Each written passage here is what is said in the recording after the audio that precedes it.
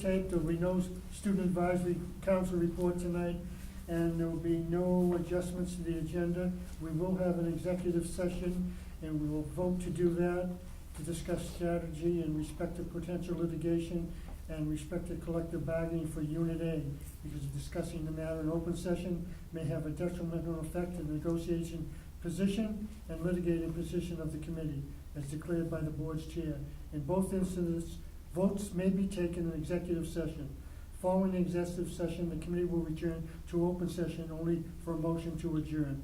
I'm announcing this in advance, and I won't re-announce it again when we go into executive session. I'll stand for the Pledge of Allegiance. I pledge allegiance to the flag of the United States of America and to the republic for which it stands, one nation, under God, indivisible, with liberty and justice for all.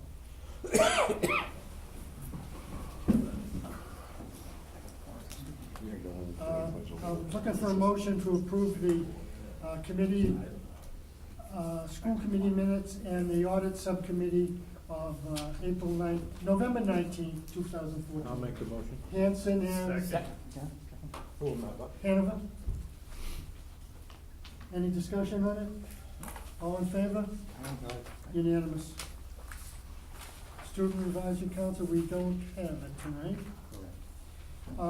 Treasurer's report, Jim? Thank you, Mr. Moore. Indicating red is the cover of this month's Treasurer's report.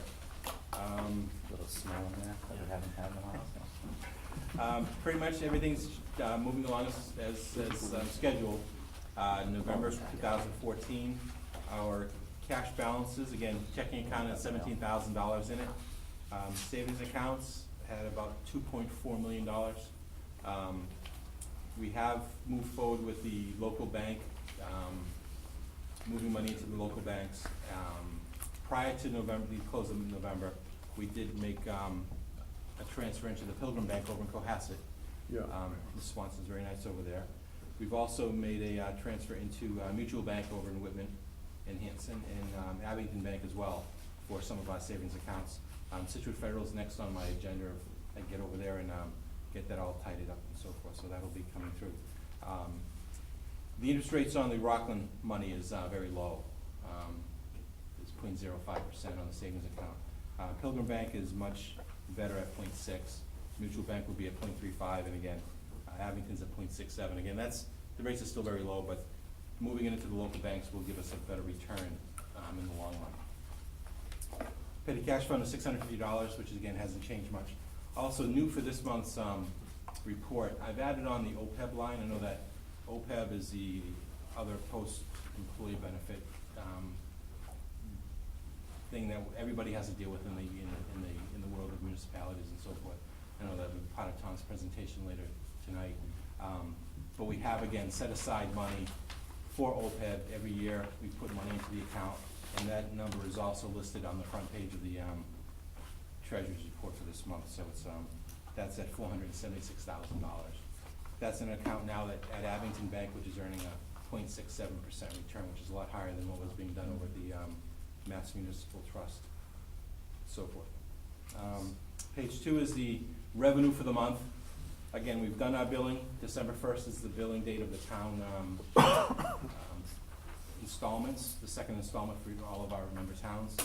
We did receive a bunch of the checks prior to the close of November, and all the other checks from all the other towns have been received subsequently in December. So all the towns have been paid up.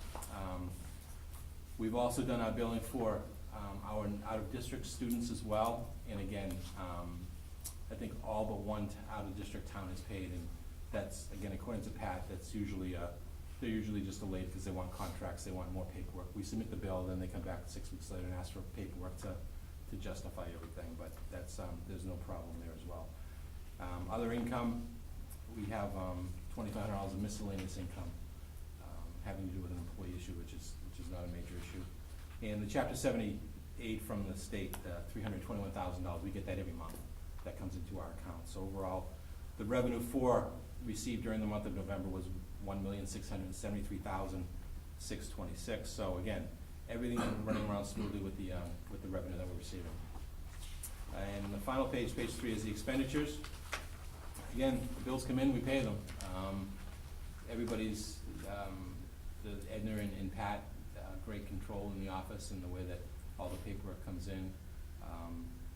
I'm amazed at the easy, we have a $11.7 million budget, and the ease of which everything is processed is very good. The controls are there.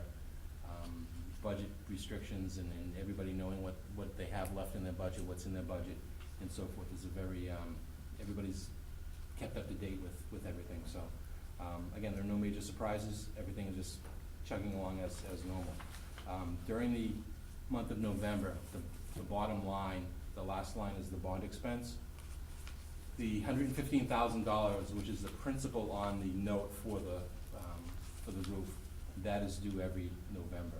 So therefore, that was paid towards the end of the month, along with the first installment of the interest. So that $124,991 was this fiscal year's principal and half of the interest payment for the year.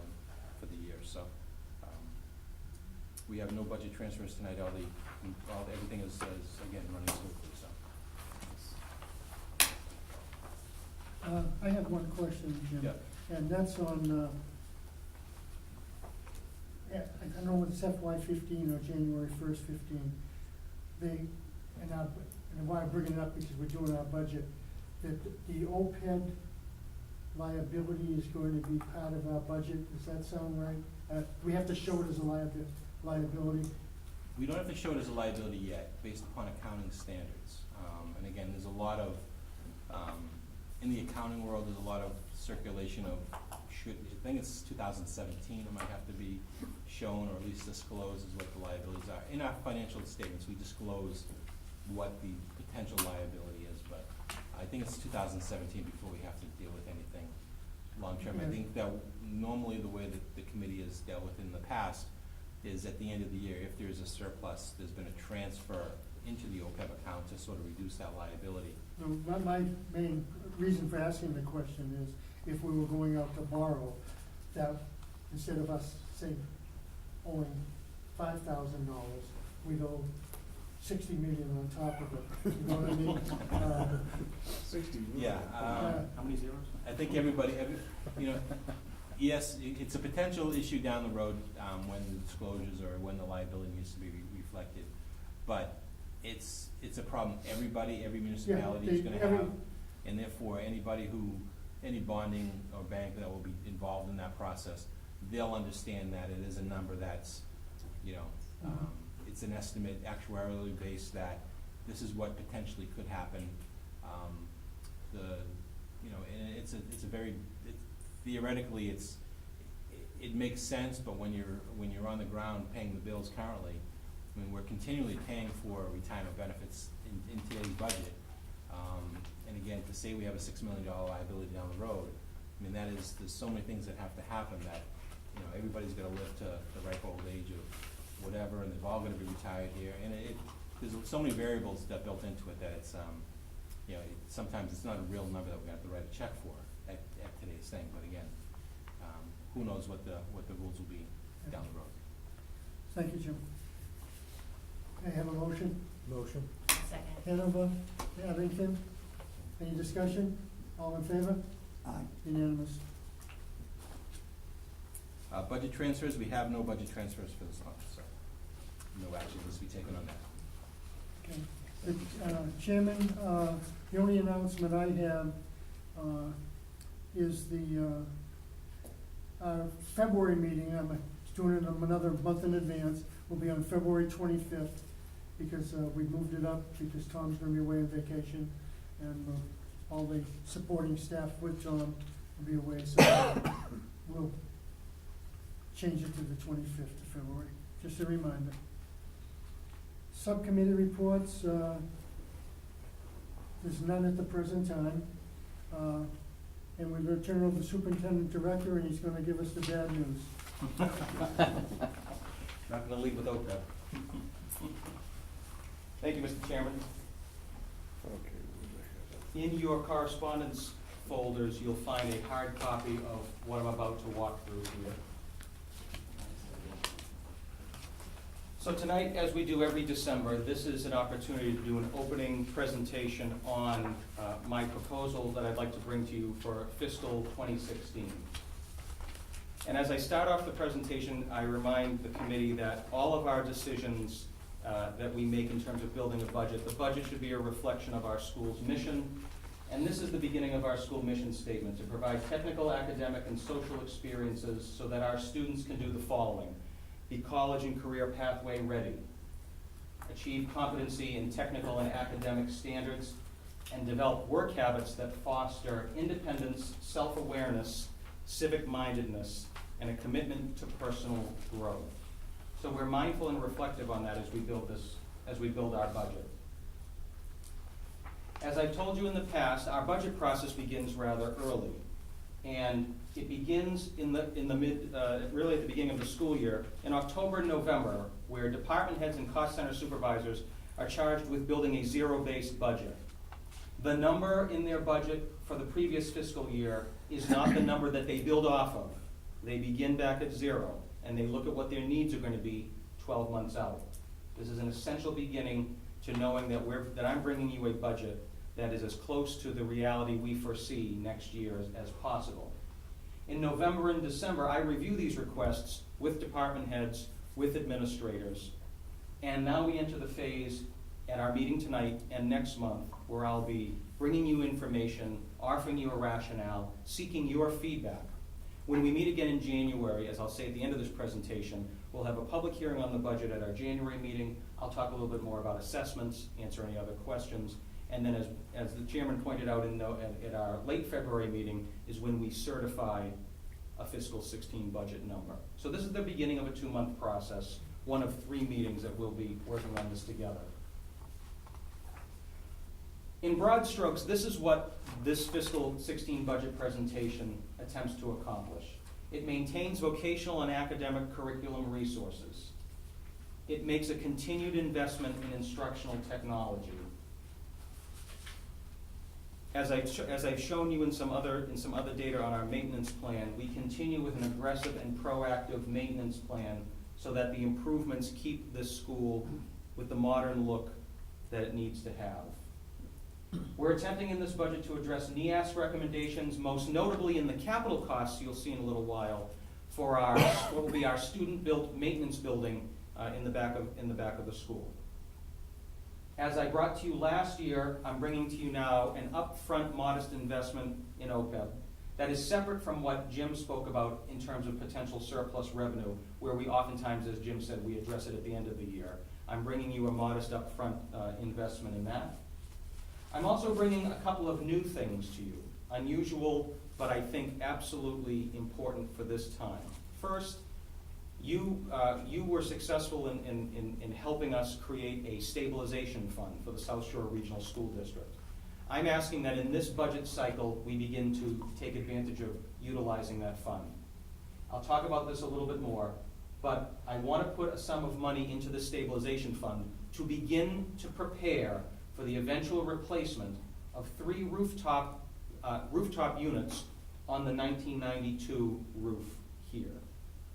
This is not something I want to deal with at the last minute. This is not something that is a crisis. We don't want to be in any kind of crisis management. But it is an opportunity to say we know that these units were manufactured in 1989. We know that we're eventually going to have to replace them. And so I'm bringing you that as something that's a little unusual, but it is, I think, helping us plan for the future. And the last item, which I will address in greater detail, is about our new boiler. The boiler that we will be installing in fiscal 2016, thanks to our participation in the Mass School Business Authority's Accelerated Repair Program. And rather than come to you tonight asking that we increase our debt service and that we go to the towns with a separate article looking to borrow more money, I'm going to be asking you to consider that we instead use our excess and deficiency fund in order to cover the costs that we will incur between now and when the project is scheduled to end, which would be December, almost 1 year from today. The project hasn't started, but the project would start in July and would be done by December. I'll speak to that a little bit more. This last item, while I'm mentioning it in a budget presentation, is noteworthy because it's precisely the opposite from what the rest of my presentation is, which is I want more funds to grow what we need to grow here. Here, I'm saying Let's use our internal resources and not burden the towns with the cost of this infrastructure improvement. We want to grow, we want to be modern, we need to control for cost increases. Some of the ways that we continue to do this, I think our long-range planning has a lot to say for that. No crisis management with facility needs. I'm utilizing federal grants to help support our vocational programs. You're not going to see a lot of slides in this presentation looking for major vocational equipment, because we've been able to get on a replacement schedule, and we've had our department heads on board with longer range planning, that I can use federal Perkins money to help with our vocational, our bigger ticket items. So for instance, a $31,000 measuring system for our auto body shop, federal Perkins grant, not on the local taxpayers here. We're able to do that and have our shops plan accordingly. So grants are an absolutely essential part of this. I definitely need to emphasize that. I mentioned how the E&D account helps to control for costs as well in terms of budget increases. The zero-based budgeting I mentioned before. This allows me to be able to move money around from one cost center to the next. If an account had 20,000, they're not just going to add 5% and hope they get 2 with no rationale for why they needed it to begin with. They start at 0, they build their rationale, they build it in a detailed fashion, and we prioritize accordingly. Accessing net metering credits in order to curb utility costs. Relying on some industry connections for donations. You regularly approve donations that I bring to you. That helps to support supply lines in our vocational cost centers. And also our ability to seek and secure competitive grants. The Department of Energy Resources, the Mass Life Sciences Center, a lot of money invested in our machine shop in recent years and in our engineering academy, thanks to the work of our teachers and administrators in writing and securing these competitive grants. I also show this slide every year to remind the committee and also to remind those who pay attention to our budget process that as a regional school district, an entity unto itself, we have responsibilities in our budget that are not typically found in a school's budget. In our budget, in all the numbers that we'll be talking about in the next few months, we budget for health insurance, we budget for retirement contributions for our support staff, payroll taxes, the debt service on the roof, that's the principal and interest. We budget for unemployment, OPEB, other insurances, which includes workers' compensation, snow removal. Based on the numbers I'm bringing you tonight, a little over 15% of this overall budget includes dollars that we need to set aside as a separate entity that you would not normally see in a K-12 school budget that's not regionalized. So here's where I'll go with the proposal. I'll talk about the cost headliners. I'll review some of the major cost areas. I'll talk about enrollment and assessment information, and then wrap up with a reminder of what our next steps are. A lot of information on this slide here. I'm going to dwell on this slide for a little bit. So tonight I'm bringing you a budget request of a 3.25% increase, which in real dollars equates to about $381,000 over our existing budget number. The headliners in this budget include some of the things I've already mentioned. A new boiler with no impact to the budget through the E&D account. We are looking at, as of this moment, a boiler cost that's, I asked for an early projection, and the number that I got was $759,000. We will be responsible, whatever the final number is, which it will only be lower than that, we will be responsible for 45.84% of that number. Earlier today, I was in conversation with our owner's project manager because I received a first draft of the schematic design. The schematic design from the engineer was coming in with a number that was lower than the 759 that I just mentioned. I can't ask you to hold me to that, as the OPM reminded me that they also do the same process. That's how MSBA does this. The engineer they look at the schematics and they come up with an estimate, and then they validate it by having the OPM does the same thing. By early January, by the next meeting, I will have a number that I'll be able to tell you with confidence. I anticipate it will be less than that $759,000 total cost. And that's the number that will eventually go to the MSBA board for a vote. But whatever the number is, the MSBA will pick up 54.16%, and we're responsible for that. The second headliner is the construction of a maintenance building. Our electrical, HVAC, and carpentry students are going to build it. Later this spring, we will pour the foundation for this building. We will repave the area of the old leaching field in the back, so that for September, we will be ready to go. And I have an estimated capital cost of $190,000 for the materials for the building, as well as some lighting that we would put out in the back. In terms of personnel, I'm looking to add one paraprofessional position. I believe that this is an absolute important opportunity for us to build in a position. I'm looking to hire an aide who has technical skills, someone who will be able to support our teachers in a couple of our shops, specifically our metal fabrication and welding shop, which is a very popular program, and annually we have to turn kids away, and also our heating, ventilation, and air conditioning program, which is a two-person program that has an off-campus component. So my vision for this position is that I find someone who has some comfort level with welding and fabrication. They're able to provide support in both of those programs, platoon between those programs during the day. It will allow us to take more students into metal fabrication and welding to try to address that demand. It will help with supervision. And it will also help with supervision in our HVAC program. I'll be able to supplement this number with grant funds, either from a special education federal entitlement grant or our Perkins grant.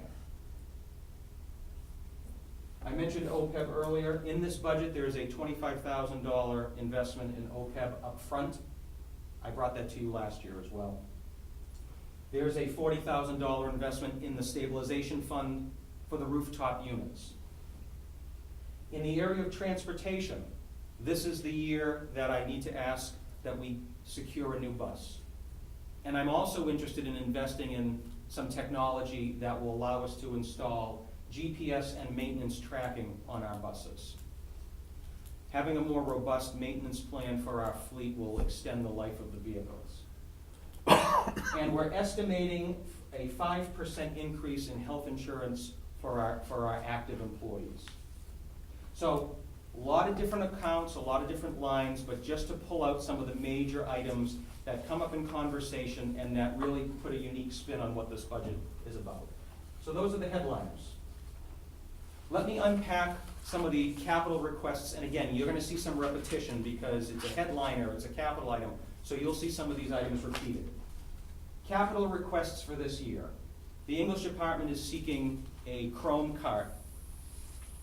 This will expand our ability to provide on-site assistance in classrooms rather than have classes booking our library media center, which is a set of fixed desktops. So that's a worthwhile investment for our English department. There you see the transportation line again, the bus and the GPS system. I have money in capital this year for some security camera upgrades. Members of our administrative team and our safety and security team are going to take a closer look at where to target those dollars. That's a modest investment, but for instance, upgrading a few cameras that are analog to digital would be one way of staying current with that technology. There's the maintenance building money I mentioned earlier. Another maintenance capital item is, as you've seen the floors replaced in this wing of the building, the next phase on our long-range maintenance plan is to replace the floor in the 200 wing, which is the science section of the school. It's a smaller amount of space. The 200 wing, also in the cafeteria, in the back of the cafeteria, the grease traps in the back of the cafeteria, probably 12 years old, a couple of years, 10 years is usually what to expect. So in replacing the flooring in the back of the cafeteria, there's an opportunity at that time to also replace the grease traps. And I'm also interested in replacing the flooring right here in the school restaurant, perhaps going with an LVT vinyl tile of some sort, easier to clean in this area here. This carpet here is, I was talking with one of the instructors earlier today, is probably 7 or 8 years old. Gets a lot of traffic, as you might expect. So that is all built into that maintenance cost there. And once again, there's the rooftop unit that I mentioned. Bob Moorhead tells me that of the 3 rooftop units, the most expensive by today's dollars is about $80,000. I'm not sure about the other 2, but this is a down payment on what will be, again, as I said before, an eventual investment in replacing those units. It also positions me to be able to come to you at a future point in time to perhaps say, we should go out to bid and replace all 3 at the same time. Maybe that would be better, maybe it wouldn't.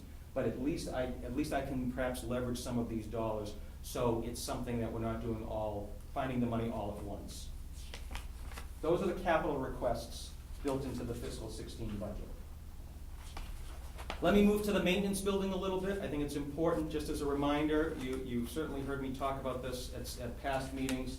This is a very busy slide here, so if you bear with me, this just gives you a visual of some of the things I've been talking about. So right now, our carpentry kids are in the process of building a concession stand. That's underway, the purple rectangle on the left. Here's where we're gonna build the maintenance building here. We're gonna pour the foundation this year. And this is the old leaching field here, which will be scraped away, and we're gonna pave that. This is absolutely essential. NEASC said we needed to make better use of our space for vocational storage. The goals here are clear. We're trying to centralize where our maintenance department stores its items. We're trying to provide weather-tight storage for our vocational items. And I'm also looking for a better way of locating our school vehicles, which you can see are tucked into this odd-shaped courtyard. And by opening up this space here, I can now figure out a better plan for relocating our school vehicles in the back of the building. We've now, as you remember from previous meetings, we've now located our school buses in the back of the building for after-school pickup. It's been a big improvement. Less volume out on Webster Street, allows parents to do parent pickup in the front. So I just wanted to share that visual with you about how some of these projects interconnect and why the investment is certainly going to benefit everybody here on campus. For those of you not on the capital projects subcommittee, this is a real brief snapshot of the building that I keep referring to. If you were standing at the carpentry canopy looking out at the back of the building, or you're standing on our loading dock, you'd recognize this barn, which is currently in place. This is the new building we're talking about, with a 3 bays and some office space for our facilities director. Here's how the new building looks from the ball field side. This is a bird's eye view again of the campus. This is Webster Street here. That's the approximate location. Here's our football field, the baseball diamond there. And this is a rough bird's eye view of what the maintenance building would look like. The final designs are being wrapped up, but we're going to be in a position to be building that building in September. This slide on the MSBA boiler, let me just quickly look at this to see if there's anything. I don't want to repeat myself here. Right, so the design has to be completed by February 11th. They're shooting for early January. It's got to be into MSBA by February 11th. They will review and vote on the plan at their March 25th board meeting. So again, I'll be able to bring you solid numbers on this project next month. No budget impact with that plan on how to pay for it. A quick look at curriculum. Despite me with my heavy emphasis on facilities, there are still some students learning some things in the building too. And it happens occasionally. We do a pretty good job of it. But there is money built in. I like to always bring to your attention where we're doing something new or where we're staying current. Biology is our high-stakes MCAS test. New textbooks or replacement textbooks for calculus, advanced engineering, culinary arts, auto body, and in a rather unique sharing of resources between our vocational programs, I have an electrical instructor who teaches electrical code to HVAC students, which contributes to their ability to get oil burner license or be eligible for that. So there are some additional resources that our electrical department head is seeking, absolutely would support that expenditure for those kids. In the area of technology, Crystal has brought me a very ambitious budget. A lot of it is upgrading the infrastructure we have. As teachers are getting more comfortable with using tablets, using iPads, there's been a greater demand for Apple TV, the ability to stream something from an iPad onto a screen like this. So that's built into Crystal's budget. Our dues and subscriptions line to online services is very important. We use a program called Study Island that helps with remediation of mathematics and English. It's an online program that we have a couple of mentors working with our students. Mastery Connect is a piece of software that teachers can use to track student grades and provide immediate feedback on tests. I mentioned the Chromebook expansion. The installation of wireless switches throughout the building, which when I asked Crystal wireless switches, and I just asked her to talk slowly. Essentially, there are various hubs throughout the building where wires have to come in. And if the switches go down, one part of the building can't communicate with another. And I said, stop there, I can convey that. So it's an infrastructure upgrade to ensure that we're not at a point where if one of these switches goes down, that one part of the building could not communicate with another. We're looking to expand our software and computers in the Engineering Academy. Again, that's our machine shop, drafting, and electronics programs. More students getting access to SolidWorks and Mastercam, and an investment in students using laptops for some of this work. And as I mentioned before, under an umbrella of technology as well, transportation GPS and maintenance tracking system. That's the personnel item I've already mentioned about the paraprofessional in the shop, so I won't repeat myself there. And then in terms of facilities, some of the other highlights that I'd like to point out to you. So these items come from our long-range facility plan that we are constantly updating. These are some of the projects that I would anticipate we would undertake during fiscal 16. Talked enough about the boiler. Some money for sidewalk repair in the front of the building. That's the maintenance building that I mentioned earlier. These next 4 items are ongoing, steady improvements, replacing some interior doors in the 1962 building, having our shops on a regular schedule of painting. We've got a couple of shops left, and then I think we're going to be on very basic maintenance there. Continuing our paving patches in the front of the school. We've got another patch that we'll take care of outside near the exit for next fiscal year. And as I said before, we have a few classrooms left in the 1962 building where we're renovating, updating the lighting, and we should be done with this last phase, which means every classroom in the 1962 building will have been renovated. And then from here, we just keep it on a much more modest maintenance plan. I think the classrooms look fantastic, and our personnel have done a great job with that. There's the flooring upgrade that I talked about, the camera upgrade. Again, as a facility item, I bring that back to you. The rooftop units. And then the last item is some money set aside for security upgrades in the back of the building and some signage to help direct traffic as a safety and security issue. So those are some of the highlights from our overall facility plan that are built in to the budget. Okay, home stretch. Enrollment and assessment information. I'll talk about total enrollment trends, in-district enrollment trends, unpacking a town's assessment. I want to talk about the concept of an assessment now. I will not dwell on it for very long, but ultimately that is the question that each individual representative has when it comes to the nexus of this budget and their town's assessment. So this is the column for 2014. Our enrollment is steady. We're down a few students compared to last year. We have 587 in-district students and 12 students from out of district. Obviously, for those of us that have been talking about budgets and numbers for a while, we know that enrollment is a factor in a budget. And again, we'll talk more about that at our next meeting. But you can see, looking at it's a pretty consistent track record over several years. And again, this has been a typical recruitment year with a waiting list of students for the incoming freshman class. Here's a breakdown by town. So choose your own adventure and pick the line you like the most. If you look across, you can see that the very last column at least will indicate for you the change in each community within a year. That in and of itself does not guarantee anything. A drop in enrollment in one year doesn't guarantee a drop in an assessment, making it less than the previous year. Does it have some effect? It sure does. but we can't draw a direct connection between, with just one year's comparison.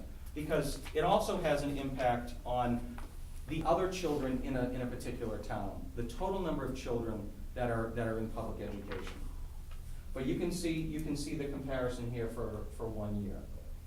Rockland's enrollment has gone up again by another 4 students. You can see a steady increase in Rockland's enrollment going back to 2011, 12, 13, and 14. Other increases, Hanson is up 1 student, Situate is up 5 students. Okay, this is what I'll talk to you more about next month, about unpacking the town's assessment, but I'd like to throw the terminology your way now. It's no different than what you've seen in the past. The major factor of any town assessment is what we call the minimum contribution. If you took this current budget year, about 70% of the town's assessment is based on a formula that is designed by the state, which is calculated to determine a town's ability to pay. There are multiple factors that go into this, and for years you've heard about, the formula, I need a decoder ring for this. But we can try to unpack that, because I think it's important for people to know that there is a detailed way that you can figure out how the formula works. But at the end of the day, it's important for our communities to know just how much of this assessment is based on the state's formula. The other factors that go into an assessment, capital. You heard me talk about capital a moment ago. That is based on a 3-year rolling average of a town's enrollment for each of those October 1 counts. So it's in proportion. Take your town's enrollment for the last 3 years, 2014, 2013, and 2012, and divide that by the total in-district enrollment over that same time period, and you're going to come up with a number. You're going to come up with some sort of a decimal, convert it to a percent. That ultimately is what is your town's share of any proposed capital. That's not difficult to explain. When you see the numbers, it'll be better. But at least that's an explanation now that that's how we calculate each town's share of capital. Operational costs. Operational costs are any cafeteria and transportation costs that the district has, less what we would call anticipated regional transportation reimbursement. So every year we conservatively will estimate regional transportation. That's the number that Jim will be bringing to you before we certify. And then the town's assessments will be broken out for operational costs. Debt service. Debt service is based on the 3-year average prior to the town's authorizing the debt. So by example, our town's authorized in 2010 that we would borrow money for the roof project. So in order to calculate each town's debt service, we have to take the town's enrollment from 2007, 2008, and 2009 and do the same formula. Your town divided by the total in district. Come up with a percentage, and that's how the debt service gets calculated. That's generally a fixed number. It decreases slightly over time, of course, as the principal drops, the interest drops it, and so that, but that number is very predictable. And lastly, you have costs that are above the minimum contribution. Similar to operational costs, it's based on your town's share of the most recent October 1 enrollment. Again, these are the factors that when we talk about an assessment number, these are the ingredients. So I look forward to unpacking that in greater detail next month. Not with as much budget jibber jabber from me, but as we get into assessment mode, I'd like to revisit some of these concepts here. What support do we get from the state to run this place? Well, in the last 3 years, we haven't seen an increase, virtually no increase. So the message that I deliver tonight is one as close to pragmatic reality as possible. This is Chapter 70 money that our school has received in the last 3 years, and you can see that there's been a slight increase. But the math is simple. If our budget needs are growing and it's not being compensated with increases in state aid, it means that the costs are at a local level. Now, I'm happy to tell you that the state agreed in its last legislative session to open a Chapter 70 Budget Review Commission, because school districts around the Commonwealth have been saying that for the last 20 years, that formula I mentioned has been based on the world of 1992 and 1993. and it's a time to take a look at the funding formula. For instance, in that funding formula, it assumes that vocational schools have a special ed population of 4.75%. And there are funds allocated for that. Our most recent special education numbers in this school, 28%. So the claims of special education and low-income funding and health insurance increases that the formula did not account for 20 years ago. My hope is that this commission, I'm not sure what their timeline is, but they will eventually come back with recommendations to change the formula, because if this formula improves, it assists our towns with the amount of money that we assess them. So we're going into this budget cycle, eyes wide open, assuming a level-funded Chapter 70 amount. Okay, this is it. January 21st, we meet again. We'll talk a little bit more about assessments. We'll have a public hearing on the budget. I hope that we'll have representatives from our town's finance committees come out. And then in February 25th, we'll ultimately have a certification vote. Okay, I'm happy to answer any questions, if you have any, or happy to talk more about it at our next meeting. I'll make a comment. I've been hanging fire with Tom on a lot of this, and he's really ground the numbers down. We've thought of Whitman, we've thought of Hanson, we've thought of Rockland, Norwell and Cohasset, we don't count. Well, we'll see this year. But, Your kids come. it's, Well, you guys Tom's need to done be a careful. great job, and he's trying to keep the school as it is, and I've had some of my town officials come through last year, and they were amazed at how great this school is, maintenance-wise, facility-wise, and our classrooms, and the educations that are being produced here. We meet or exceed a lot of our towns going to college and the whole bit, so I hope all our towns can support Tom in this 3.25 budget. That's just Bob talking, but it's ground right down. There might be some, 1/8 of 1/2 of 1% or something like that we might be able to squeeze out, but it's not gonna be much. Tom, I just wanna say, I appreciate you coming in with a number like you did. When I first came on this board, the numbers, first number we would see would be 10-12%. And it was like my kid's Christmas wish list. And then we'd slowly chip away and get down to something we could deal with. That being said, could you put together what you would lose if we went down closer to 3?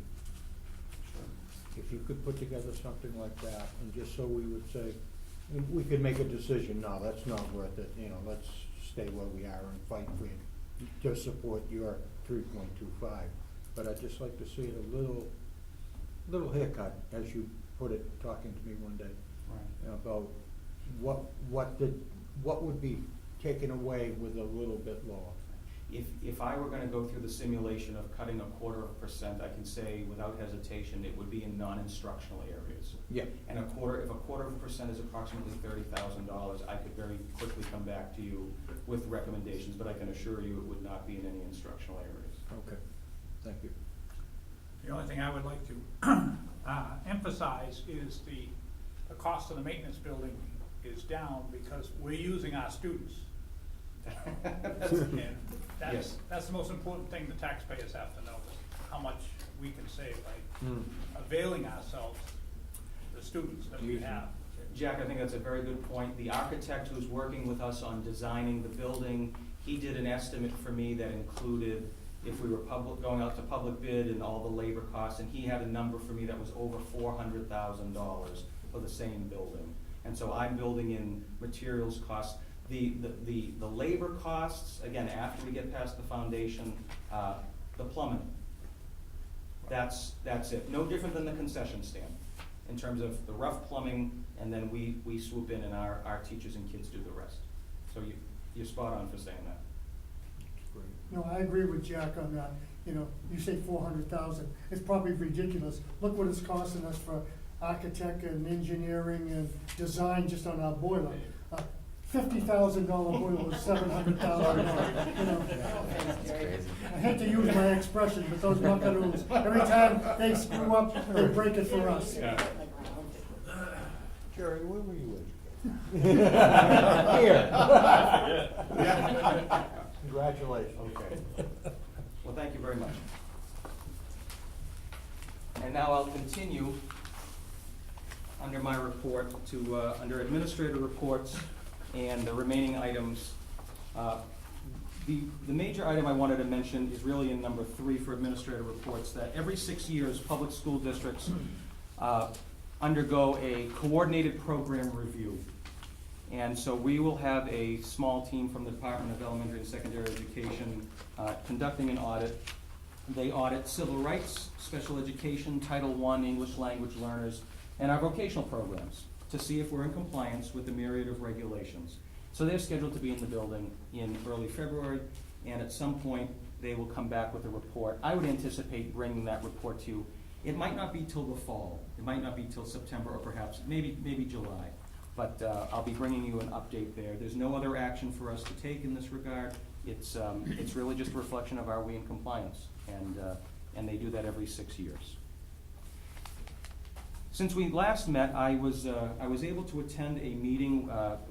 Dan attended this as well. There was a meeting in Hanson relative to the Common Core and Park. It was sponsored by a community organization that has some concerns with Common Core and Park. I wanted to bring this information to you. I'm not asking you to take any position on Park or Common Core at this point, but I wanted to point out to the committee that given the fact that the state has not yet made a decision on whether to leave the MCAS behind and transition to a Park test, I guarantee you that over the next 6 months, you will see more in the news about it. We have a change in the governor's office, and we have some concerns being raised about local control.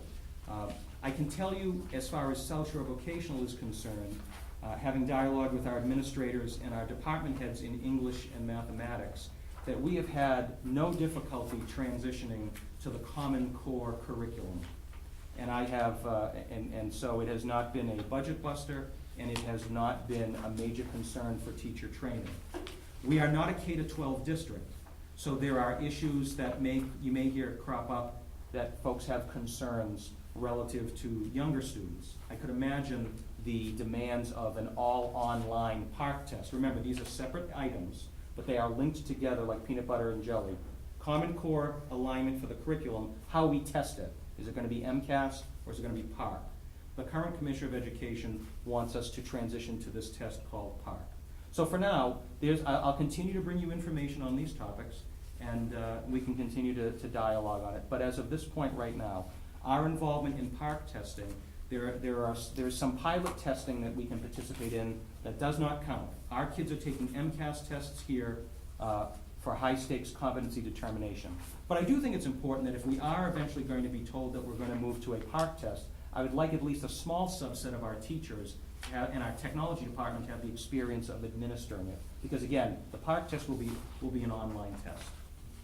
So I'll bring, Bob? On that, the only thing that I'm concerned about is that, even a sample testing, and I go back to that Florida report about over-testing the kids. Right. They're taking all these tests, but there's no time to study. That's right. So, And so when they asked districts if we wanted to experiment with it, I kept the number very low. So we're probably talking about a cohort of 20 students at grade 9 or grade 11 for English and mathematics.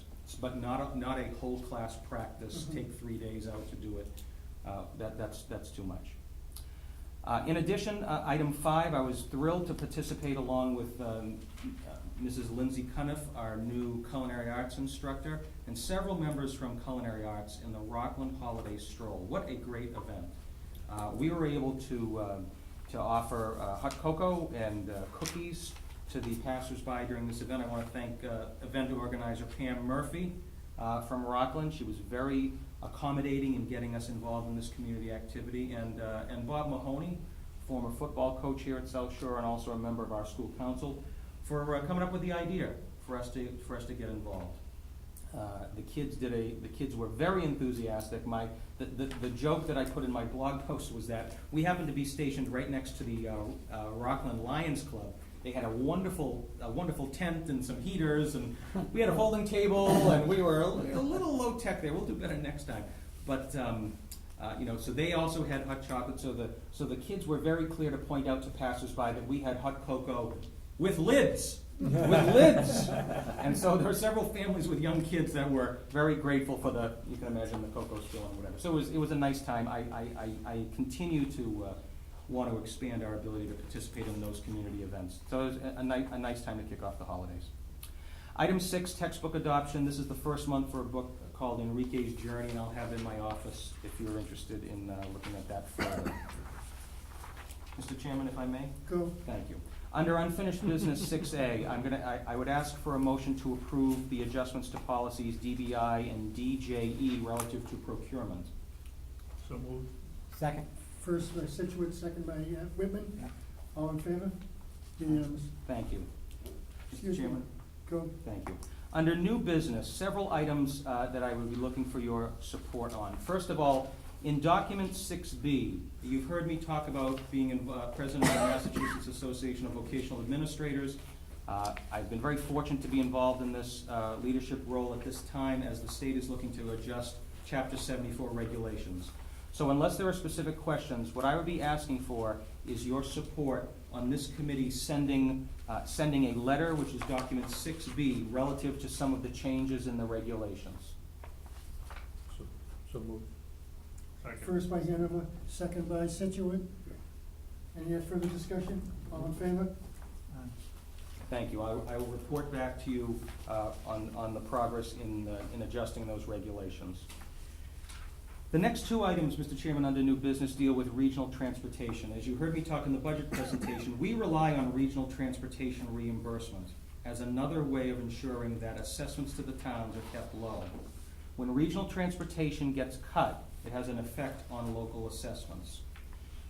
So what I'm bringing to your attention is, again, another letter of advocacy that I would ask for your support in document 7 to approve, which would we would send this letter to our legislative delegation and to the governor, asking that these cuts in regional transportation be restored. We have built our budget on a conservative number, but there are revenues that if the legislature's number were held harmless, we would increase the amount of money that would come back to our school. So I'd ask for your support on that. So moved. Situate, Hanover. Any further discussion? All in favor? Thank you. On the same topic, on the position on 7C cuts to regional transportation, I'd be asking for an additional vote for the following. The Massachusetts Association of Regional Schools and the Massachusetts Association of School Committees are looking to obtain a legal opinion on a law that was passed relative to this exact issue. And I've referenced the law in my write-up to you. Essentially, the law says, that law that was passed by the legislature, which essentially says that regional transportation cannot be cut mid-year any deeper than one would cut Chapter 70. Given the fact that Chapter 70 was not part of the cuts, not cut by the governor, the reason for that law was to try to provide some protection because regional transportation can be more susceptible to cuts. So what I'm asking for is that you would authorize an allocation of $500 to contribute toward this effort.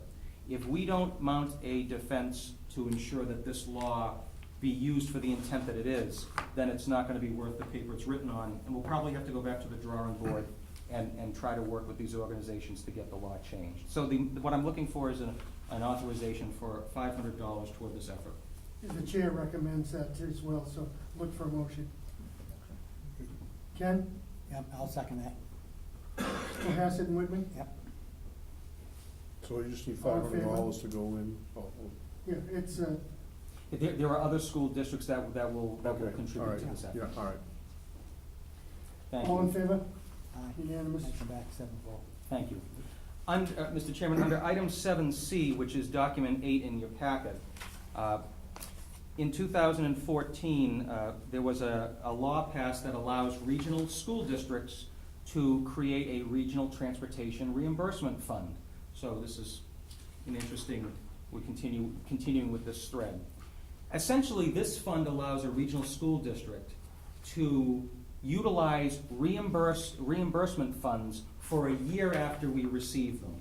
So for instance, if we ended up receiving, although the previous vote would tell you that might not happen very often, but if we end up receiving more regional transportation funds than we might have expected, rather than having to make a late fiscal year decision, this gives us one additional year to expend those funds. This could be instrumental in preventing me from having to come to you every 2 years looking for a bus that's totally built up front out of the budget. So what I'm looking for here, in this particular item, is a motion to establish a regional transportation reimbursement fund as per section 16C of chapter 71 of the Massachusetts General Laws. Do I have a motion on what Tom just read? Make the motion. Cohasset, second from Situate? Yep. Any further discussion? I have a question, Tom, does this have to go before town meetings? No. That's it.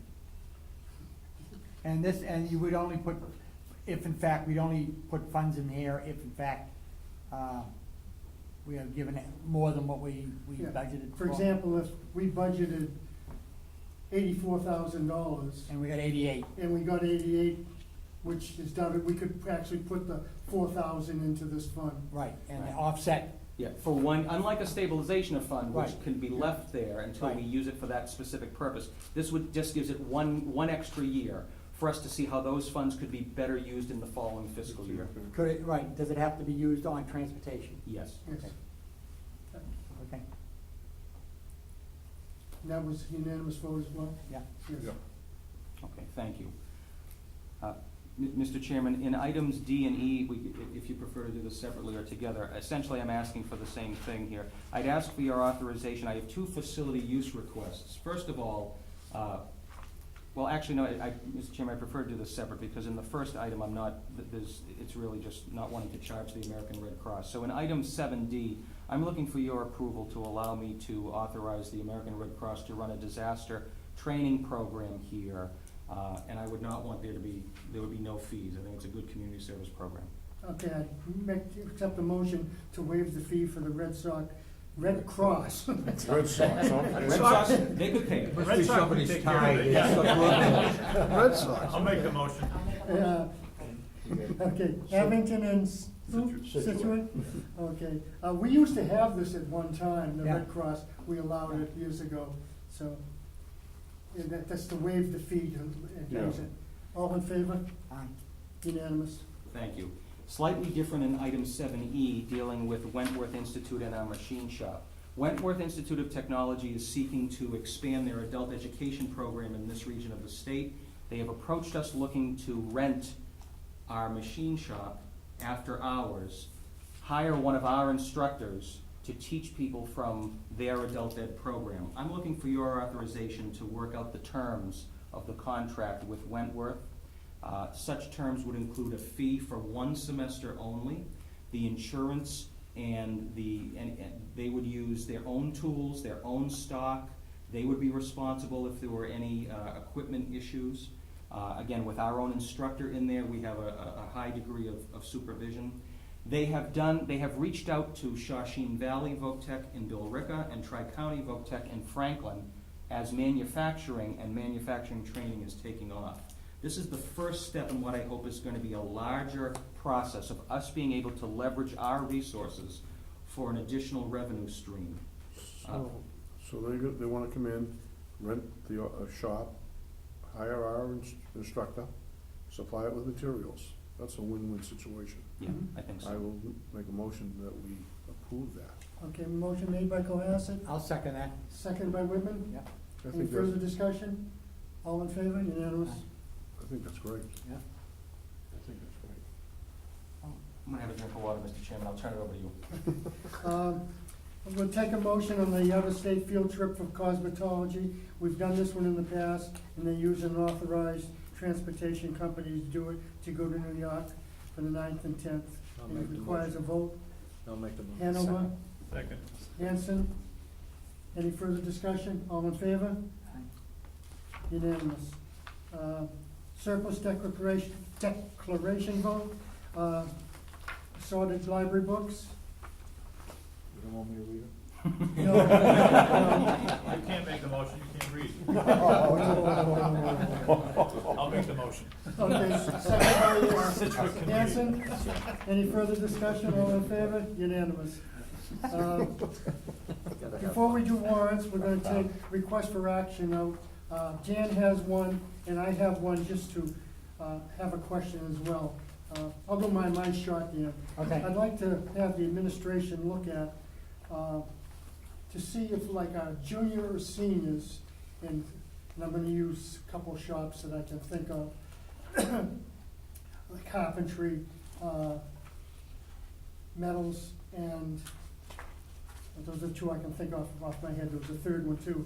That if they wanted to take a night school CAD course, for example, that we could let them in at either a free rate or a reduced rate to assist them, because they don't get that in their regular course for reading blueprints and design, drafting, and so forth. In other words, if they're drafting or choice to take one of those at a reduced rate. Say you get a junior or senior that wants to further his education in his trade, that they could sign up for a night school program in that, but not his own shop, his or her own shop. What would that, what would that be for a rate, for, say it was just a normal rate, someone come in? Well, I don't know what we get for them, but it came to me through a citizen at our round table, that maybe the kids, instead of, and use carpentry, for example, if they're doing a design or a change, that instead of taking drafting, they could go and take the CAD course at a night school program to get up enough so they could do a little bit of that work or understand it when they looked at a set of plans and so forth. Yeah, it was all true for electrical as well. Electrical as well. So you would like to have no charge or half charge? Whatever. Reduced fee or Reduced fee. waive the fee for, it'd have to be a student in one of our programs, Right, okay. but not the shop that he's in. So for example, a drafting student couldn't take CAD. Right. All right. Absolutely. Or, Well, Mr. Chairman, if I could comment on that, it's interesting that you would bring that point up, because this is something that we've actually started conversations on. So let me give you the bare bones of an idea. We would have one of our instructors from our drafting program. When we say night school, we think of this is how much daylight there is, but we actually could run this right after school at 2:30, so it doesn't become a transportation issue. We could have we could talk about a reduced fee structure, and I would even go so far as to say that if the student completed the course to the expectations of the teacher, that I would have it as an incentive to waive the fee at the end. I think that's So good. I'd be happy to bring back an idea, a more developed idea. yeah, look into it. Yep. There's one other one, and this was as Dan, and I think Mr. Collins would be able to do it. Dan brought it up a while back on EMT. I've done a little work on it, and to me, it looks like it'd be too expensive for us, but I think Debbie, where she's been involved in that medical and so forth, Yes. look into what it would take to do it either a night school or a program. Can I comment on that? I talked to her about, firemen from the town of Cohasset asked me about doing an EMT course up here with the students. And one of the guys got, I guess his wife has been sick, so we kinda got tabled. If you would like, I could follow up on that and talk to her about it, 'cause she's aware of that I brought it up to her. She thought Well, it was a I good think idea. we do it through the administration, and she could look into it to see what Okay. it would involve with us. Maybe night school might be the place for it, because from what I looked at, it just around the horn, you might say, it'd be too much to put a class program in. Right. We couldn't afford it, and the cost would be prohibitive, because I think some of these students pay, what, $7,000 or $8,000 to My take son an pays EMT? $9,000. Yeah, Yeah, so, because the fireman I was talking to, he thought it'd be ideal for the kids to get more involved in that, just in case they're on a scene, quote, they need an extra set of hands to do CPR, so I know they train it here, but the little more different depth into it on the scene if they're going by. I can do that. First responder Yeah, course. yeah. Very good. Okay, Dan, you have one? Okay, yeah, very quickly. I am a member of Old Colony Planning Council, and we brought something up at our meeting Tuesday, and I mentioned it at my selectmen's meeting last night. And with the issue that the city of Brockton is going through, they've had, I believe, nine incidents where pedestrians have been hit. So the mayor, the Old Colony Planning Council, and the mayor of city of Brockton have put out a flyer from safety tips, and it goes right back to the old days of stop, look, and listen. And what they're doing is that they're making these cards. I believe they'll be handing them out at schools, libraries, wherever. And it just lists safety tips for pedestrians. Is always cross the street at a crosswalk, always look right and left when you cross the street, always use pedestrian signals, make sure you make eye contact with the driver approaching in a vehicle and on bicycles. And look before you start walking or proceed to cross the street. These are safety tips that go way back from when we were youngsters, but they seem to be forgotten. And where we've had, I think Melrose, the student got out of the school bus, was crossing the street with the stop open and the red lights going, was struck by a truck. That being said, because students, parents, whatever, they're crossing the street unaware by listening to either radios or whatever, talking on their cell phone, and then you have drivers that are not really paying attention, so anything would help. And I just want to put it out there that parents and students of South Shore Tech and parents just talk to their siblings and their youngsters and neighbors that safety comes first. It saves lives. That's all I have. Thank you, Dan. Okay, warrants. Ken? Okay, warrants for approval, warrants 10 and 11, totaling $959,635.64. Second. Any further discussion? All in favor? Aye. Unanimous. Take a motion to go in an executive session. We have to have an individual vote. Situate. I'll second that. Yes. Yes? Yes. Yes. Yes. No, me. No? Yes? Yes. Yes. Unanimous. We'll take a 5-minute break and we'll be in executive session. I won't read the reason again. I use up all my break time.